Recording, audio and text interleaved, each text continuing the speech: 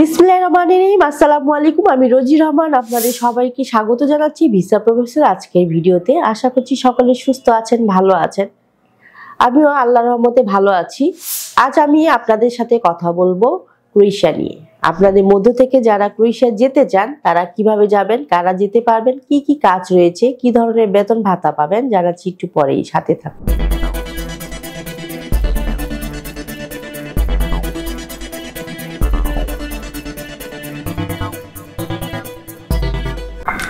দর্শক, শুরুতেই বলেছি এই ভিডিও তাদের জন্য যারা ওয়ার্ক পারমিট ভিসা নিয়ে ক্রোয়েশিয়া যেতে চান। চলুন প্রথমে দেখে আসি কেমন দেশ এই ক্রোয়েশিয়া। দক্ষিণ পূর্ব ইউরোপের একটি স্থলবেষ্টিত দেশ সার্বিয়া।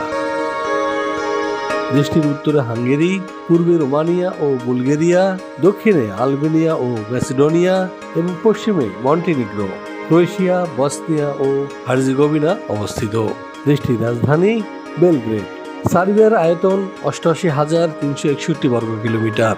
২০১৮ সালের এক হিসেব অনুযায়ী দেশটির জনসংখ্যা ৮৭,৬২,০০০-এরও অধিক।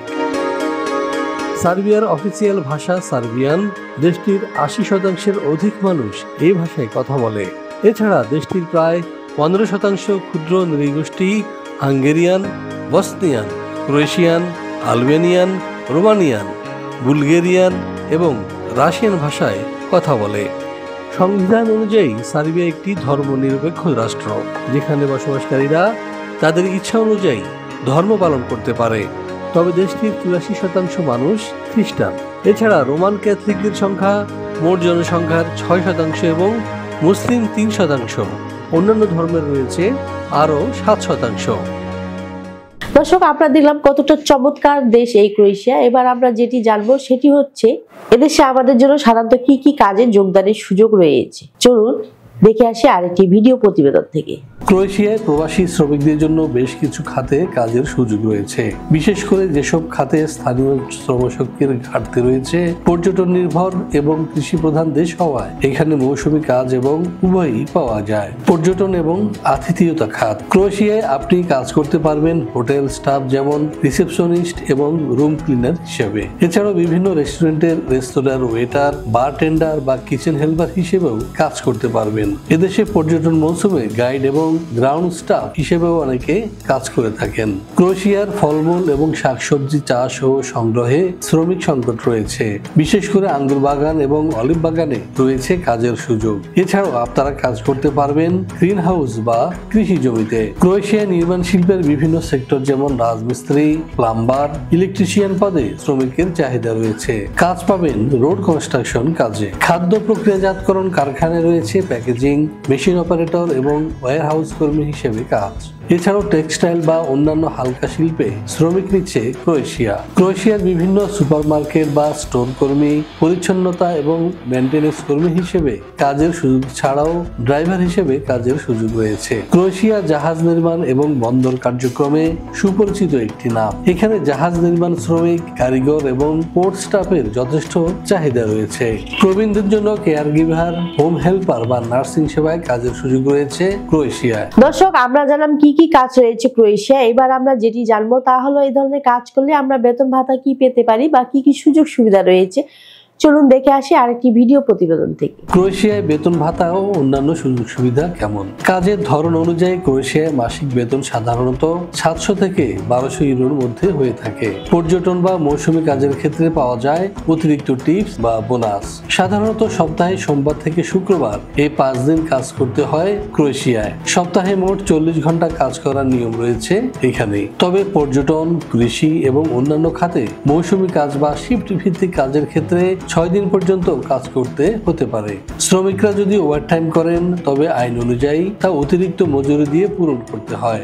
ওভারটাইমের হার সাধারণত নিয়মিত বেতনের তুলনায় ২০ থেকে ১০০% বেশি হয়ে থাকে। ক্রোয়েশিয়ায় প্রবাসী অদক্ষ শ্রমিকদের মাসিক বেতন সাধারণত ৭০০ থেকে ৯০০ ইউরো হয়ে থাকে, যেমন কৃষি, ক্লিনিং কিংবা সাধারণ কোনো কারখানার কাজ। অন্যদিকে দক্ষ শ্রমিকদের বেতন ১২০০ থেকে ১৮০০ ইউরোর মধ্যে। এছাড়া যারা রাজমিস্ত্রি, প্লাম্বার, ইলেকট্রিশিয়ান, ড্রাইভার ইত্যাদি কাজ করবেন তাদের বেতন ২০০০ ইউরোর মতো। অন্যদিকে যারা আইটি প্রফেশনাল কিংবা স্বাস্থ্য সেবা খাতে যাবেন তাদের বেতন ভাতা তারও বেশি। ক্রোয়েশিয়ায় পর্যটন মৌসুমে অর্থাৎ গ্রীষ্মকালে হোটেল বা রেস্তোরাঁয় কাজ করলে মাসিক বেতন পাবেন 900 থেকে 1200 ইউরোর মধ্যে। এর সাথে যোগ হতে পারে টিপস বা ওভারটাইম। এছাড়াও এদেশে রয়েছে ঘন্টা ভিত্তিক কাজের ব্যবস্থা, যেখানে প্রতি ঘন্টায় একজন শ্রমিক পাবেন 4 থেকে 6 ইউরো। সাধারণত কারখানা বা কৃষিক্ষেত্রে এ ধরনের মজুরি প্রচলিত। এখানকার বেশিরভাগ কোম্পানি তাদের শ্রমিকদের জন্য বিনামূল্যে আবাসনের ব্যবস্থা করে থাকে। কিছু ক্ষেত্রে কর্মীদের হোস্টেল বা শেয়ার্ড অ্যাপার্টমেন্টে রাখা হয়। নির্মাণ, কৃষি এবং হোটেল খাতে কাজ করলে সাধারণত খাবারের সুবিধা দেওয়া হয়, যেখানে দিনে 1 বা 2 বেলা বিনামূল্যে খাবার প্রদান করা হয়ে থাকে। এছাড়াও যারা ক্রোয়েশিয়ার স্বাস্থ্য খাতে কাজ পাবেন তাদেরকে সংশ্লিষ্ট কোম্পানি স্বাস্থ্য বীমা প্রদান করে থাকে। সেক্ষেত্রে কিছু ক্ষেত্রে ফ্রি চিকিৎসা সেবা প্রদান করা হয়। কিছু কোম্পানি কর্মস্থলে যাতায়াতের জন্য পরিবহন সুবিধা দেয়। বিশেষ করে নির্মাণ বা কৃষি খাতে এই সুবিধা বেশি দেখা যায়। ওভারটাইমের ক্ষেত্রে অতিরিক্ত মজুরি প্রদান করা হয় মূল বেতনের 20 থেকে 50% বেশি। এছাড়াও রয়েছে বাৎসরিক ছুটি, প্রভিডেন্ট ফান্ড বা অবসর ভাতার পাশাপাশি কর্মীদের প্রশিক্ষণের সুযোগ।